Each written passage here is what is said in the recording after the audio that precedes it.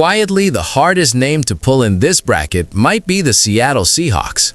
Coaches will not say it out loud at the press conference, but in the building, everybody feels it.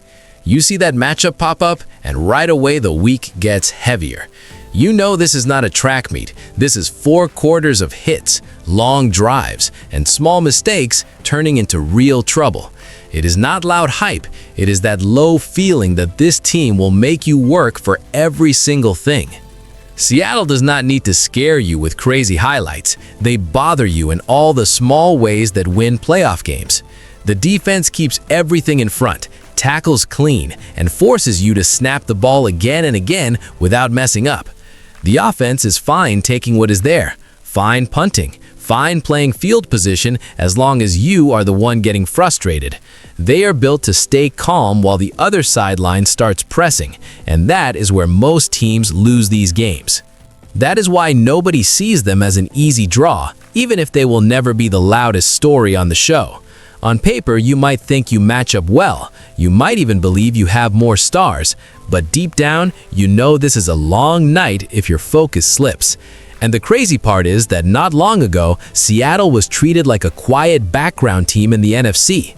The real question now is how they went from that low profile to becoming the threat that can flip somebody's whole season in one cold January game. Not long ago, Seattle was the name people tossed in at the end of the playoff talk just so the list felt complete.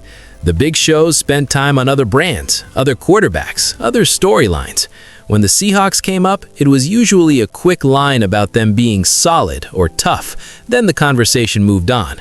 They were seen as a team that might hang around, not a group that could shape the whole conference. While the noise was somewhere else, the real work was happening in their own building. They stacked good drafts, kept key veterans who fit their style, and moved off pieces that did not match where they wanted to go. They changed the voice on the headset, tightened the standard in the locker room, and slowly built a roster that matched the way they wanted to play. None of that wins a headline in May or June, but it shows up when the games start to matter. You could feel the shift as this season moved along. Close games started falling their way. Long drives looked more controlled, and the sideline energy felt different in big moments. Instead of hoping to keep things close, they started walking into weeks expecting to set the tone. That slow climb from background mention to real problem did not happen by accident, and you see it most clearly now in the way their defense steps on the field and carries itself. The first thing you notice with this defense is how fast the field feels, smaller. They crowd the short routes, rally to the ball, and make sure your easy throws are not really easy. Offenses come in with a plan, a script of plays they love, and by the middle of the first quarter, a lot of that is already off the call sheet. Drives stop feeling like chances and start feeling like chores. Where they really break teams is on the money downs. 3rd and medium, 3rd and long, tight red zone snaps. Those are the spots where most defenses crack once or twice a game. Seattle leans into those moments. The rush heats up. Windows get tighter, and quarterbacks are stuck holding the ball half a second longer than they want. You can see it in the body language on the other sideline when another 3rd down dies and the punt team jogs out again.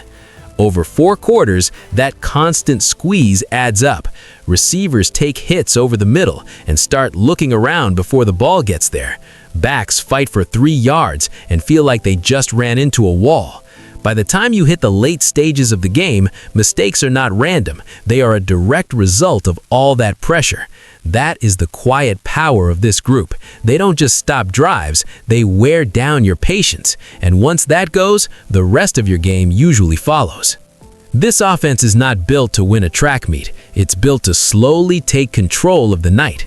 They're fine starting with short throws, simple runs, and basic calls that don't scare anybody on paper. The goal is not to shock you. The goal is to stay out of bad spots. No wild turnovers, no sudden field position gifts, just steady drives that keep the defense fresh and keep the game on Seattle's tempo. Sam Darnold's job in this setup is clear. He doesn't need to play hero ball, he needs to be a grown-up. Take the open read, throw it on time, live for the next snap. When defenses start creeping up to stop the run or jump the underneath routes, that's when he takes his shots. It's quiet football, but it's smart. You look up in the third quarter, and the scoreboard may not be crazy, but Seattle has more first downs, more clock, and fewer mistakes. The run game ties it all together. When they're getting push up front and backs are falling forward, everything else becomes easier. Play action works, bootlegs work, and the defense across from them starts getting tired of tackling in the cold. That's when this offense really hurts you. Not with one surprise play, but with a long stretch where they hold the ball, finish with points, and hand it back to a rested defense. And the key to making all of this work sits on the sideline and in the meeting rooms, with a coaching staff that knows exactly what kind of team they want to be. The way this team plays on Sunday starts with what happens during the week. The staff is clear about who they are and what they are not trying to be. They build plans that fit their players instead of forcing a system just to look smart. Meetings, practice reps, and film work all push the same message: stay calm, know your job, and do it the same way in the fourth quarter as you did on the first drive. You see that in how they handle opponents. They don't walk in trying to prove a point. They walk in trying to take something away. Some weeks, the focus is on taking deep passes out of the picture. Other weeks, it's about choking off the run and forcing a one-dimensional game. On offense, they lean into what's working instead of chasing style points. If the ground game is rolling, they keep feeding it. If the short passing game is open, they live there until the defense adjusts. The real test of coaching shows up when things go wrong, and this group rarely looks rattled. A bad series or a sudden score against them doesn't lead to panic play calls. They adjust, they tighten the plan, and they trust the identity they've been building all season. That steady hand from the sideline is what allows the defense to keep attacking and the offense to stay patient, and it sets the stage for the pressure that's coming with the biggest game still ahead. For all the control this team shows, there are still weak spots that can bite them if they lose focus. Living in tight, low-scoring games means one ugly turnover or one blown assignment can swing everything. If the offense starts slow or falls into a long, scoreless stretch, the defense has to hold up even longer, and that's a dangerous way to live in January when one play can flip the whole night. There's also a mental trap waiting for them now. For a long time, they were chasing other teams, proving people wrong, playing with that chip on the shoulder. Now, they're the group others are aiming at. When everyone keeps telling you that you're the scary team, it gets easy to relax half a step, to believe the game will come to you. That's when missed tackles, lazy routes, and small lapses show up. And in the playoffs, those small lapses usually end seasons. On top of that, some of their key pieces still have to prove they can carry this weight deep into a run. When the lights get brighter and every mistake is replayed all week, younger players can press, try to do too much, or drift from what made them successful in the first place. The truth is simple. This setup gives them a real shot, but nothing is guaranteed. The road ahead is full of teams waiting to test every part of this structure and see if it bends or breaks. All of those small cracks get pushed to the limit by what's waiting in front of them. Every round from here on out brings a different kind of problem. One team will line up and try to bully them in the run game. Another will spread the field and let a top quarterback throw 50 times.